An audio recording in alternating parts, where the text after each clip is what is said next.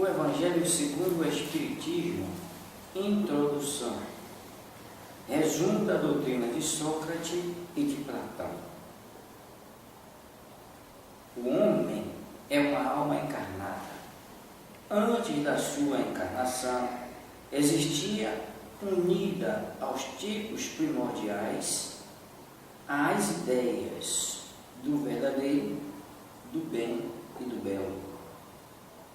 Separa-se deles, encarnando e recordando o seu passado, é mais ou menos atormentada pelo desejo de voltar a ele.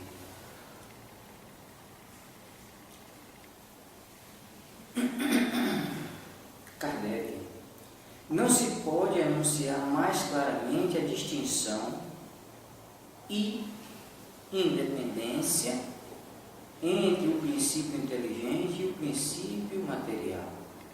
É, além disso, a doutrina da pré-existência da alma, da vaga intuição que ela guarda de um outro mundo a que aspira, da sua sobrevivência ao corpo, da sua saída do mundo espiritual para encarnar e da sua volta a esse mesmo mundo após a morte. É, finalmente, o germe da doutrina dos anjos decaídos. 2. Do resumo da doutrina de Sócrates e Platão. A alma se transvia e perturba quando se serve do corpo para considerar qualquer objeto. Tem vertigem como se estivesse ébria, porque se prende a coisas que estão, por sua natureza, sujeitas a mudanças. Ao passo que, quando contempla a sua própria existência, dirige-se para o que é puro, eterno, imortal, e sendo ela dessa natureza, permanece aí ligada, por tanto tempo quanto possa. Cessa então os seus transviamentos, pois que está unida ao que é imutável. E a esse estado da alma é que se chama sabedoria. Kardec: assim, ilude-se a si mesmo o homem que considera as coisas de modo terra a terra, do ponto de vista material, para as apreciar com justeza, tende a ver do alto, isto é, do ponto de vista espiritual.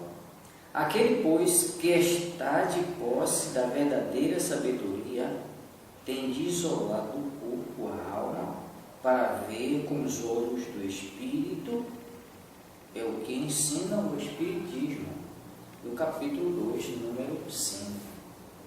3.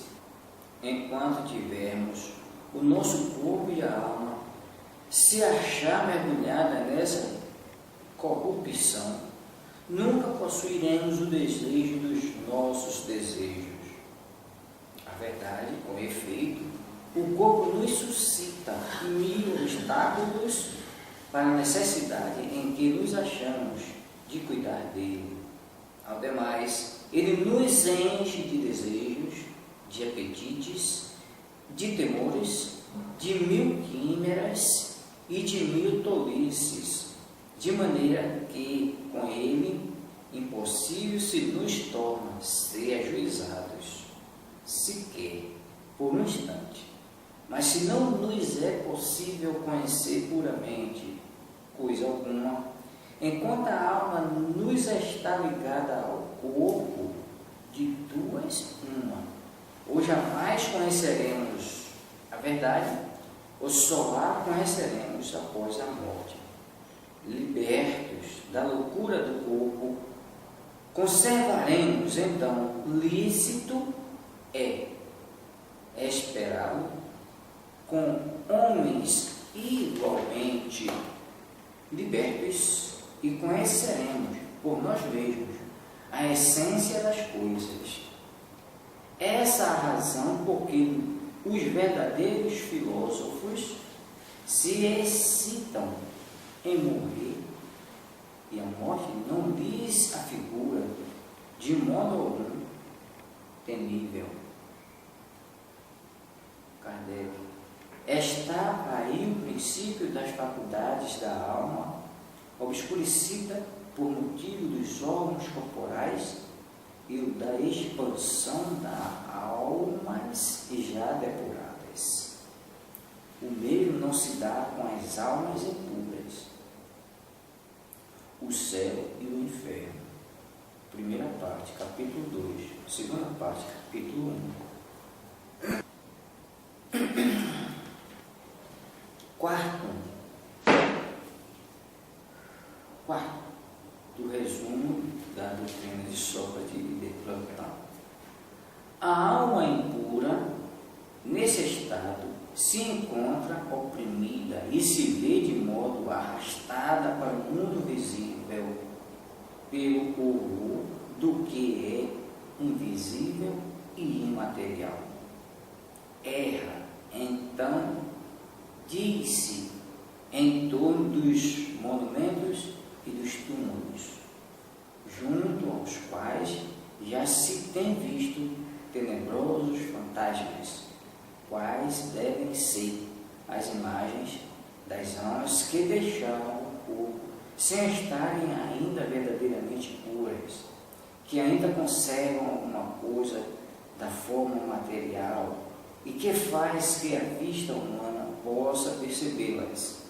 Não são as almas dos bons, são, porém, as almas dos maus, que se veem forçadas a vagar por esses lugares, onde arrastam consigo a pena da primeira vida que tiveram e ainda continuam a vagar até que os apetites inerentes à forma material de que se revestiram se reconduzam a um corpo.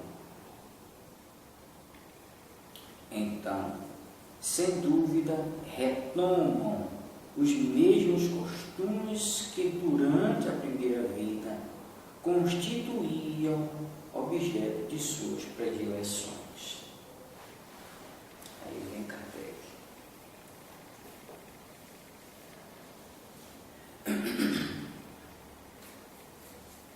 Kardec: não somente o princípio da reencarnação se acha aí claramente expresso, mas também o estado das almas que se mantém sob o jugo da matéria é descrita, qual o mostra o Espiritismo nas evocações.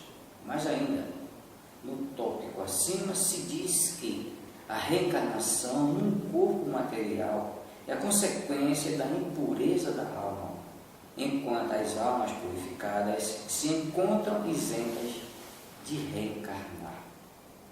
Outra coisa não diz o Espiritismo, acrescentando apenas que a alma que boas resoluções tomam na erraticidade e que possui conhecimentos adquiridos traz ao renascer menos defeitos, mais virtudes e ideias intuitivas do que tinha na sua existência precedente. Assim, cada existência lhe marca um progresso intelectual e moral. O céu e o inferno. Segunda parte, exemplos. Quinto do resumo de Sócrates e de Platão.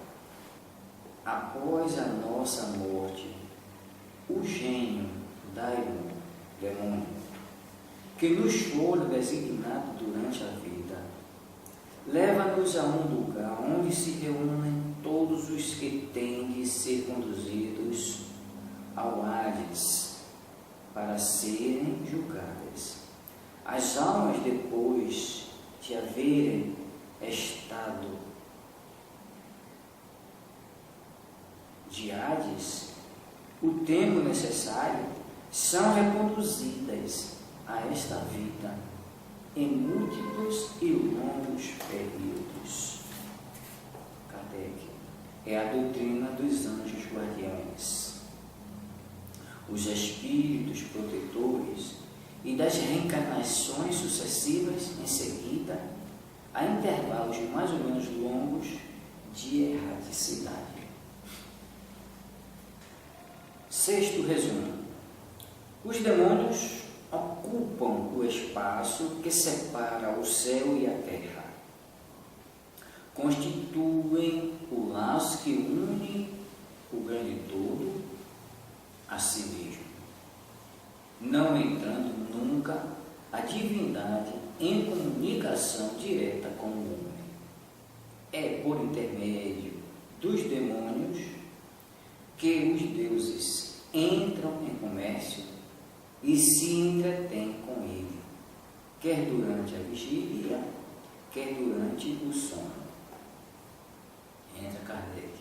A palavra daimon, ou demônio, da qual fizeram o termo, demônio, não era, na antiguidade, tomada a má parte, como os termos modernos.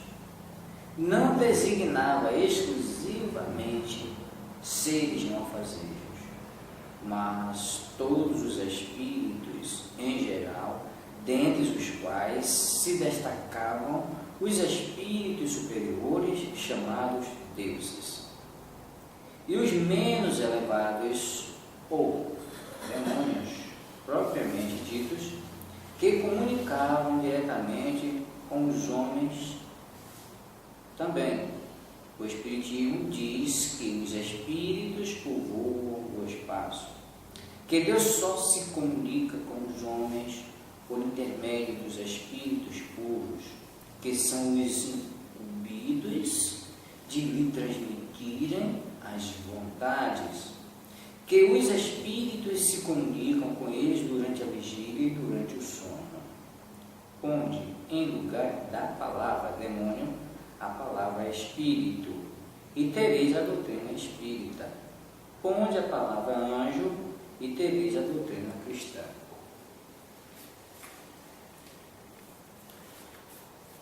Sétimo resumo da doutrina de Sócrates e Platão. A preocupação constante do filósofo, tal como o compreendiam Sócrates e Platão, é a de tomar o maior cuidado com a alma, menos pelo que respeita a esta vida, que não dura mais que um instante, do que tendo em vista a eternidade. Desde que a alma é imortal, não será prudente viver visando a eternidade? O cristianismo e o espiritismo ensinam a mesma coisa. Oitavo resumo. Se a alma é imaterial, tem de passar, após essa vida, ao mundo igualmente invisível e imaterial. Do mesmo modo que o corpo, decompondo-se, volta à matéria. Volta à matéria. Muito importante, no entanto, distinguir bem a alma pura, verdadeiramente material, que se alimente como Deus, de ciência, de pensamento, da alma mais ou menos maculada de impurezas materiais que a impedem de elevar-se para o divino e a retém nos lugares da sua estada na terra. Sócrates e Platão, como se vê, compreendiam perfeitamente os diferentes graus de desmaterialização da alma. Insistem na diversidade de situação que resulta para elas da sua maior ou menor pureza. O que eles diziam por intuição, o Espiritismo prova com os inúmeros exemplos que nos põe sob as vistas. O céu e o inferno.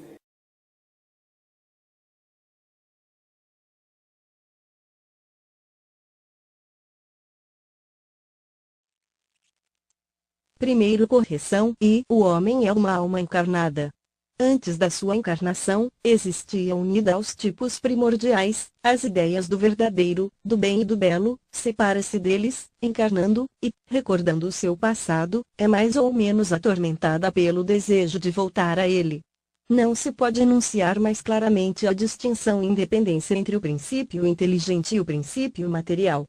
E, além disso, a doutrina da preexistência da alma, da vaga intuição que ela guarda de um outro mundo, a que aspira, da sua sobrevivência ao corpo, da sua saída do mundo espiritual, para encarnar, e da sua volta a esse mesmo mundo, após a morte. É, finalmente, o germe da doutrina dos anjos decaídos. E a alma se transvia e perturba, quando se serve do corpo para considerar qualquer objeto, tem vertigem, como se estivesse ébria, porque se prende a coisas que estão, por sua natureza, sujeitas a mudanças, ao passo que, quando contempla sua própria essência, dirige-se para o que é puro, eterno, imortal, e, sendo ela desta natureza, permanece aí ligada, por tanto tempo quanto passa. Cessam então os seus transviamentos, pois que está unida ao que é imutável e a esse estado da alma é que se chama sabedoria. Assim, ilude-se a si mesmo o homem que considera as coisas de modo terra-terra, do ponto de vista material. Para as apreciar com justeza, tem de as ver do alto, isto é, do ponto de vista espiritual. Aquele, pois, que está de posse da verdadeira sabedoria, tem de isolar do corpo a alma, para ver com os olhos do espírito. E o que ensina o Espiritismo, capitão I, número 5. E, enquanto tivermos o nosso corpo e a alma se achar mergulhado nessa corrupção, nunca possuiremos o objeto dos nossos desejos, a verdade. Com efeito, o corpo nos suscita 1000 obstáculos pela necessidade em que nós achamos de cuidar dele. Ao demais, ele nos enche de desejos, de apetites, de temores, de 1000 quimeras e de 1000 tolices, de maneira que, com ele, impossível se nos torna ser ajuizados, sequer por um instante. Mas, se não nos é possível conhecer puramente coisa alguma, enquanto a alma nos está ligada ao corpo, de duas uma, ou jamais conheceremos a verdade, ou só a conheceremos após a morte. Libertos da loucura do corpo, conversaremos então, lícito a esperá-lo, com homens igualmente libertos e conheceremos, por nós mesmos, a essência das coisas. Essa razão porque os verdadeiros filósofos se exercitam em morrer e a morte não se lhes afigura, de modo nenhum, temível. Está aí o princípio das faculdades da alma obscurecidas por motivo dos órgãos corporais e o da expansão dessas faculdades depois da morte. Mas trata-se apenas de almas já depuradas, o mesmo não se dá com as almas impuras, o céu e o inferno, primeira parte, capitão I. Segunda parte, capitão I, IV. A alma impura, nesse estado, se encontra oprimida e se vê de novo arrastado para o mundo visível, pelo horror do que é invisível e material. Erra, então, diz-se, em torno dos monumentos e dos túmulos, junto aos quais já se tem visto tenebrosos fantasmas, quais devem ser as imagens das almas que deixaram o corpo sem estarem ainda inteiramente puras, que ainda conservam alguma coisa do forma material, o que faz que a vista humana possa percebê-las. Não são as almas dos bons, silo, porém, as dos maus, que se veem forçadas a vagar por esses lugares, onde arrastam consigo a pena do primeira vida que tiveram e onde continuam a vagar até que os apetites inerentes à forma material de que se revestiram as reconduzam a um corpo.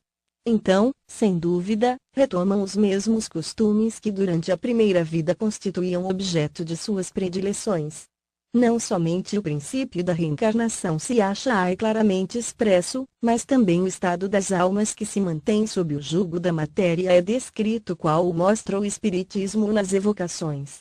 Mais ainda, no tópico acima se diz que a reencarnação num corpo material é consequência da impureza da alma, enquanto as almas purificadas se encontram isentas de reencarnar. Outra coisa não diz o Espiritismo. Acrescentando apenas que a alma, que boas resoluções tomou na erraticidade e que possui conhecimentos adquiridos, traz, ao renascer, menos defeitos, mais virtudes e ideias intuitivas do que tinha na sua existência precedente. Assim, cada existência lhe marca um progresso intelectual e moral, o céu e o inferno. 2. A sobrescrito parte, exemplos. V. Após a nossa morte, o gênio, daimon, demônio, que nos fora designado durante a vida, leva-nos a um lugar onde se reúnem todos os que têm de ser conduzidos a Hades, para serem julgados. As almas, depois de haverem estado no Hades o tempo necessário, são reconduzidas a esta vida em múltiplos e longos períodos. É a doutrina dos anjos guardiães, ou espíritos protetores, e das reencarnações sucessivas, em seguida a intervalos mais ou menos longos de erraticidade. Vi. Os demônios ocupam o espaço que separa o céu da terra, constituem o laço que une o grande todo a si mesmo. Não entrando nunca a divindade em comunicação direta com o homem, é por intermédio dos demônios que os deuses entram em comércio e se entretêm com ele, quer durante a vigília, quer durante o sono. A palavra daimon, da qual fizeram o termo demônio, não era, na antiguidade, tomada à má parte, como nos tempos modernos. Não designava exclusivamente seres malfazejos, mas todos os espíritos, em geral, dentre os quais se destacavam os espíritos superiores, chamados deuses, e os menos elevados, ou demônios propriamente ditos, que comunicavam diretamente com os homens. Também o Espiritismo diz que os espíritos povoam o espaço, que Deus só se comunica com os homens por intermédio dos espíritos puros, que são os incumbidos de lhe transmitir as vontades, que os espíritos se comunicam com eles durante a vigília e durante o sono. Ponde, em lugar da palavra demônio, a palavra espírito e tereis a doutrina espírita, ponde a palavra anjo e tereis a doutrina cristã. Segundo correção vi, se a alma é imaterial, tem de passar, após essa vida, a um mundo igualmente invisível e material, do mesmo modo que o corpo, decompondo-se, volta à matéria. Muito importa, no entanto, distinguir bem a alma pura, verdadeiramente imaterial, que se alimente, como Deus, de ciência e pensamentos, da alma mais ou menos maculada de impurezas materiais, que a impedem de elevar-se para o divino e a retém nos lugares da sua estada na terra. Sócrates e Platão, como se vê, compreendiam perfeitamente os diferentes graus de desmaterialização da alma. Insistem na diversidade de situação que resulta para elas da sua maior ou menor pureza. O que eles diziam, por intuição, o Espiritismo prova com os inúmeros exemplos que nos põem sob as vistas, o céu e o inferno, segunda parte.